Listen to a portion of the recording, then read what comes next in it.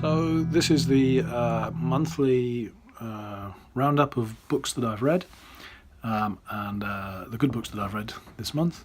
And I'm just about on 8 for February. It's the 27th, so I've got today and tomorrow to finish 2 books to be up to my number in an attempt to get 100 books. Okay, enough of me talking about that.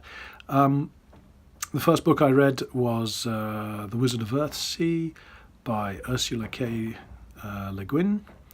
Ursula is a kick-ass name, I think you'll agree, and the book is pretty kick-ass as well, if I may use that terminology. I talk about all these books actually in my book Goodreads, but just to say it's perhaps young adult fiction, but it's very good.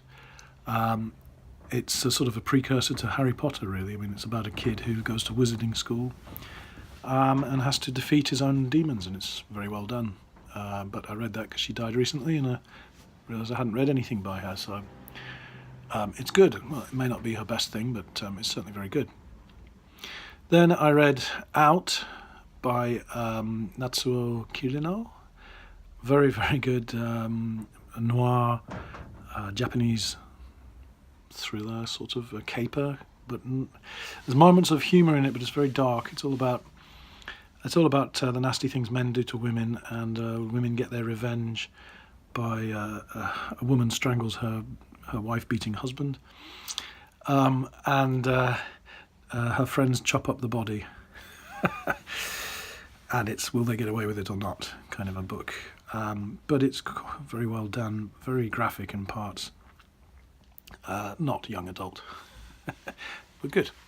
So that was that. So what else? I listened to We Were 8 Years in Power by Ta-Nehisi Coates. Basically about all the nasty things that white people have done to black people. Yes, it's very good, and also quite scathing about the rise of Trump, and he certainly sees Trump as a white supremacist and maybe a return to the norm for American politics, while Obama was a rare exception in his view. Very well written. I'm in two minds about what I think about it, but it's well written, and can't disagree with the nasty things that have happened to black people in America. But where do we go from here? It's a pretty depressing book, really. Doesn't offer any great solutions. Maybe it shouldn't, but anyway. Then what else did I read? I read The E-Myth Revisited by Michael Gerber, a business book, but pretty good, about how to turn a small business into a proper business. I mean, rather than an amateurly done thing based on personalities, instead of being based on personalities, make your business based on systems that you can then tweak and improve and even franchise out if you so wish. Quite good, and it helps me think about my business, which is largely personality driven rather than systems driven, but it makes me think in a way that's the same as writing a book. Essentially, when you write a book, you're writing a formula that can be understood by other people, but anybody can read it and understand it, and therefore you can increase the number of people looking at it. I've forgotten what the business term for that is. Anyway, if you're so minded, it's a pretty good book. It has a terrible case study though, with this woman, this imaginary woman called Sarah, and her pie factory. You just wish she'd turn the pie machine onto Michael F. Gerber. Then we'd see sparks fly. Anyway, enough of that.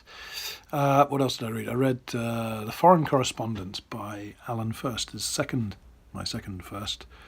A very good book about pre-Second World War Paris and the émigré population of anti-fascist Italians living in Paris. Lots of drama, lots of spy stuff going on, and a romance as well. It feels very close, actually. The way they feel about how the world's going is probably how any non-Trump liberal-minded Americans or Europeans feel. And given a push, things could go the way things went in Paris, it feels like. But enjoyable book. By the way, sorry, I don't have any of the books in front of me. I'm just recording this before I have my next English lesson in 20 minutes. Oh, 20 minutes, yeah, better wrap this up. But I just wanted to record this because otherwise I won't have a chance later. And they said, use natural light, it makes you look better. Not much you can do with me, I'm afraid. So anyway, what else did I read? The Terracotta Dog, I'm halfway through, or almost finished that, listening to that on audio. It's Andrea Camilleri, Italian, not noir, but what do you call it? It's mystery fiction. Quite funny, very good. It's the second one I've read. I'm enjoying it. It's a bit weird having it as an audio though, because it's got a very British person reading, and it's hard to, if he's not doing the accents.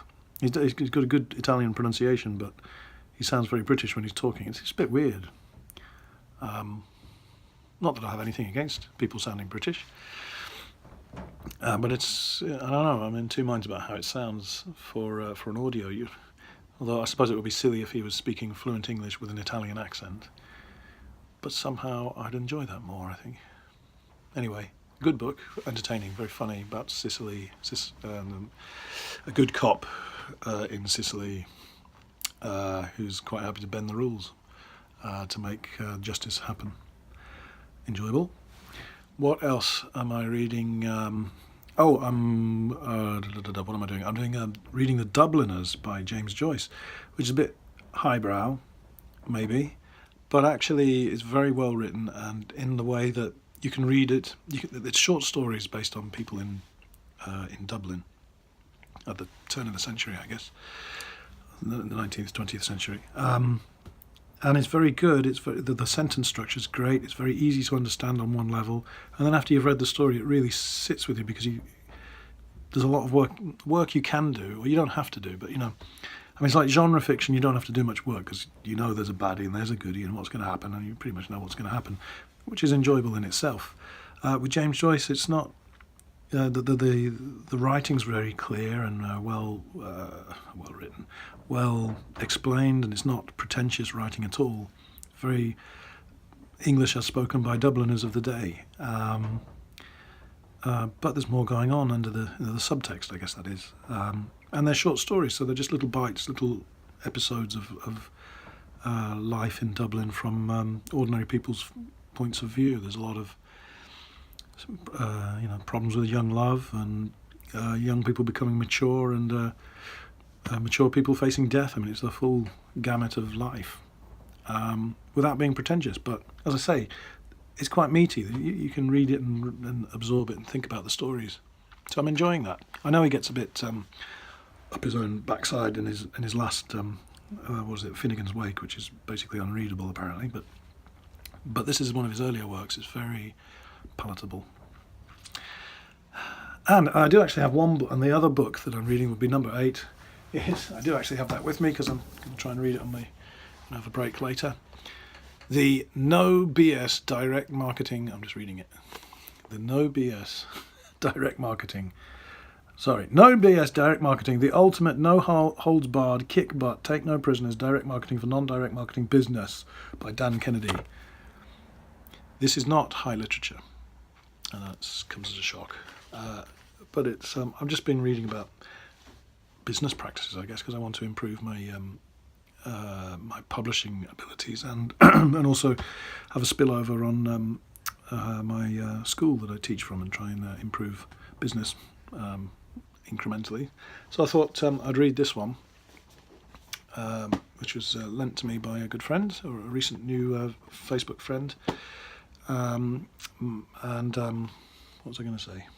Anyway, it's good, but basically the idea is that you track everything you market. You've got to know who you're marketing to. The no BS bit is that you don't have to. You're never on a hard sell. What is it? But you should be trying to sell something.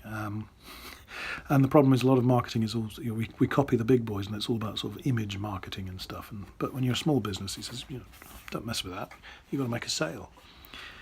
For example, he gives a very simple book. He gives 10 rules. Right? Shall I read you these rules? You sitting comfortably? Do you care? Turn off now if you don't. But okay, rule number 1, there will always be an offer or offers. Rule number 2, there will be reason to respond right now. This is in any communication you're supposed to be making, right? Rule 3, there must be clear instructions. Rule 4, there will be tracking and measurements. Rule 5, branding as byproduct, not as the main thing. Rule 6, there will be follow-up. Rule 7, there will be strong copy. That means you've got to write good copy, good sales copy. Number 8, in general, it will look like mail order advertising.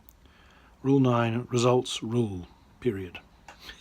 Rule 10, you will be a tough-minded disciplinarian and keep your business on a strict direct marketing diet for at least 6 months.